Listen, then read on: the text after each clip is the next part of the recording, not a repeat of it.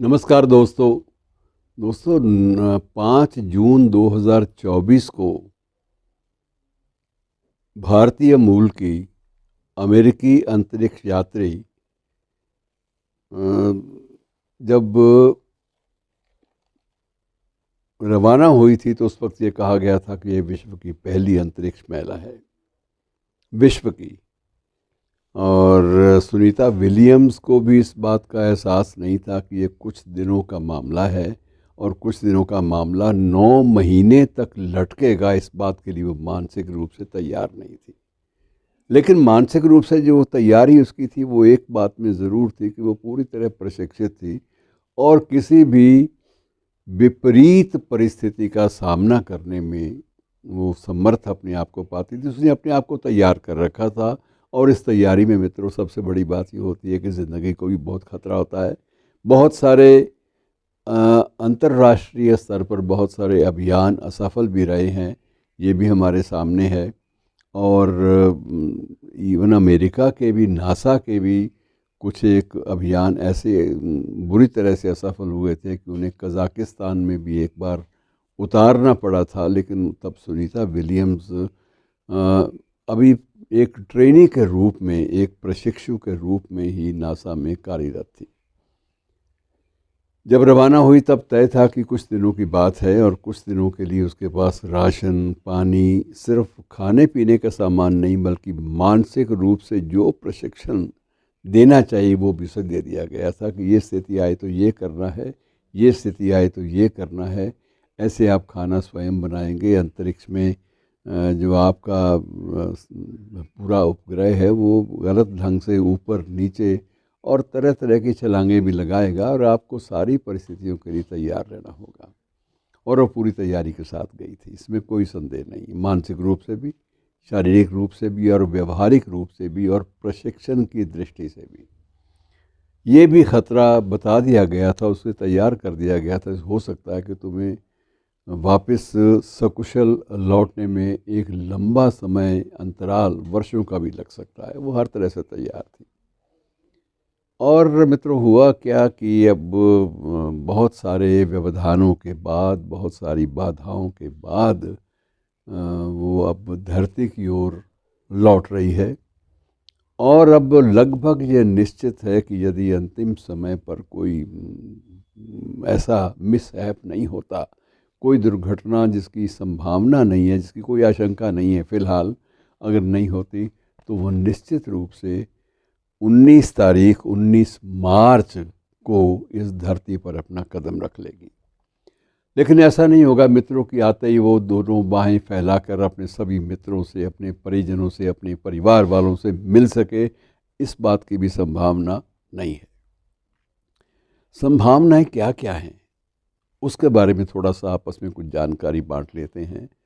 सबसे पहली बात ये मानकर चला जा रहा है कि सबसे पहली जो शिकायत होती है, जो अंतरिक्ष यान से उतरते ही, धरती पर कदम रखते ही, वो गुरुत्वाकर्षण, ग्रेविटेशन की होती है कि संतुलन जो है वो इस धरती पर बनाना जो है ये बहुत टेढ़ा काम है और इसमें भी सप्ताहों का समय लग सकता है।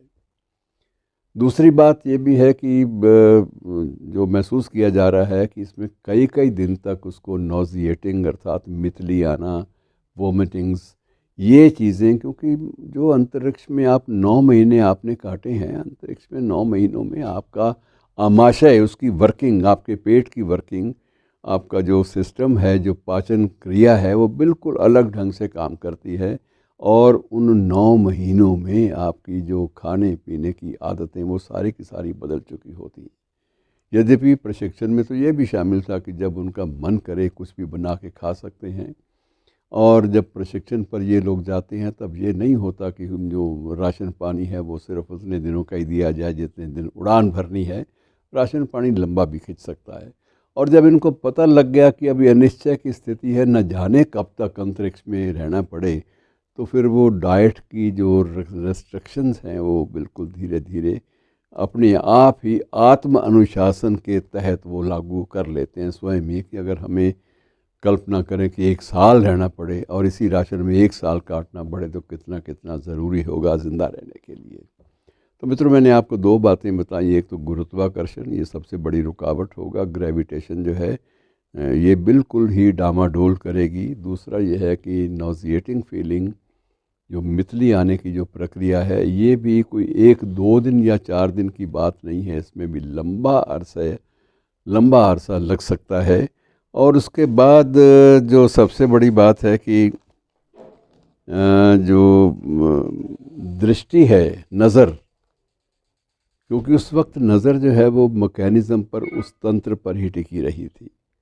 अब जो है नज़र जो है उसको एक जगह स्थिर करना, या उन पुतलियों को इधर उधर घुमाना, या सबको अटेंड कर पाना, सबको एड्रेस कर पाना, सब कुछ सामान्य दृष्टि से देख पाना, ये भी संभव नहीं होगा। और इसमें भी जो अंतरिक्ष विज्ञानी तो ये मानते हैं कि इसमें भी कम से कम 3 से 4 सप्ताह लग जाएंगे उसकी दृष्टि को भी स्टेबल होने में। नज़र, मितली, डाइजेशन का सिस्टम जो है, और ग्रेविटेशन, 3 मुख्य बातें ये हो गई। और उसके बाद जो इम्यून सिस्टम है वो भी काम करना एक बार ठप हो जाता है, उसका कामकाज बिल्कुल ठप हो जाता है। और ये चीज़ें मैं इसलिए आपसे बांट रहा हूँ कि अंतरिक्ष की इसी यात्रा पर जो नए यात्री गए हैं, उनके सामने सुनीता विलियम्स और उसके सहयोगियों के जो अनुभव हैं उनके सामने हैं। उनको पता है कि क्या क्या दिक्कतें वहाँ आईं, और उन्होंने वहाँ अंतरिक्ष यान में, सुनीता विलियम्स वाले यान में प्रवेश करते ही गले तो बेशक मिले सब लोग, एक दूसरे को बड़ी अच्छी तरह से स्वागत भी किया, और एक दूसरे के बारे में बहुत सारी जानकारी आपस में साझा की। लेकिन साथ ही ये भी बताया कि ये तुम लोग भी पता नहीं कब तक फंसे रहो, और फंसे रहो तो ये तरीके हैं ज़िंदा रहने के। मतलब विपरीत परिस्थितियों में ज़िंदा रहने का एक जो अनुभव है, ये सबसे ज़्यादा विश्वस्त अनुभव सुनीता विलियम्स और उसके साथियों के पास है। और ये अभी इस स्थिति में नहीं होंगे कि ये अनुभव बांट सकें। वहाँ रहकर अन्य अंतरिक्ष यात्रियों के साथ अनुभव बांटना अलग बात है, लेकिन यहाँ धरती पर आकर इस जलवायु में वापस लौटकर, अपनी ही जलवायु में, अपने घर में वापस लौटकर उन सारी परिस्थितियों को बयान करना, या उनको लिखित रूप में या मौखिक रूप में कह पाना, ये भी समय लग सकता है। और एक दिलचस्प बात यह भी है कि जो अंतरिक्ष विज्ञानी हैं, जो अब सारी चीज़ों को बारीकी से देख रहे हैं, वो कहते हैं कि इनकी भाषा में भी परिवर्तन आ सकता है, इनके स्पेलिंग्स में परिवर्तन आ सकता है। बहुत सारे चीज़ों के जो स्पेलिंग हैं, जो उनको स्पेल आउट करना है, उनको बोलना है, उनका उच्चारण है, तलफ़ुज़ है, वो भी ज़रूरी नहीं है कि बिल्कुल सही रूप में सामने आए। तो बहुत सारी ऐसी चुनौतियां हैं इन यात्रियों के समक्ष कि इस धरती पर अपने घर में, अपने लोगों के बीच लौटने के बाद भी इनको सामान्य होने में महीना भी लग सकता है, 2 महीने भी लग सकते हैं। लेकिन ये निश्चित है कि 9 महीने नहीं लगेंगे, लेकिन काफ़ी लंबा समय लग जाएगा सामान्य होने में। तो मित्रों, ये दिलचस्पियाँ बांटेंगे कभी फिर आपके साथ, जब सुनीता विलियम्स इस स्थिति में होगी कि वो भी कुछ बांट सके। फ़िलहाल 19 मार्च की प्रतीक्षा कीजिए कि उस दिन क्या होता है, और दुआएं भी कीजिए, प्रार्थनाएं भी कीजिए, क्योंकि हमने बहुत सारे वैज्ञानिक अंतरिक्ष के अपने भी खोए हैं, भारतीय भी, कल्पना चावला वगैरह, बहुत सारी चीज़ें हमारे सामने हैं। लेकिन ये ज़रूर है कि उन सारे अनुभवों से, उन सारे दुखद अनुभवों से भी इस दल ने बहुत कुछ सीखा है, और अपने आप को उनके अनुरूप तैयार किया है। शुक्रिया।